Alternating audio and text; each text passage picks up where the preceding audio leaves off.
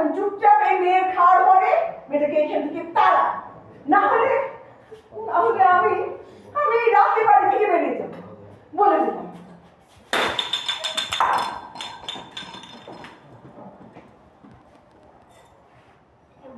আমি কিছু মনে করি না, ওই আমার বলুন আপনি আবার দর তরকারি পলাইয়ে যাইয়েন না, চুপ করে বই থাকেন। ওই ভাবি ব্যাপারকে সামলাই, ভাইয়ে সামলাই দেন, বুঝলেন? আপনি খান খান খান খান। এই কথা বলো না, কি নয় মাংসটা খান, মাংসটা বেশ মজা আছে।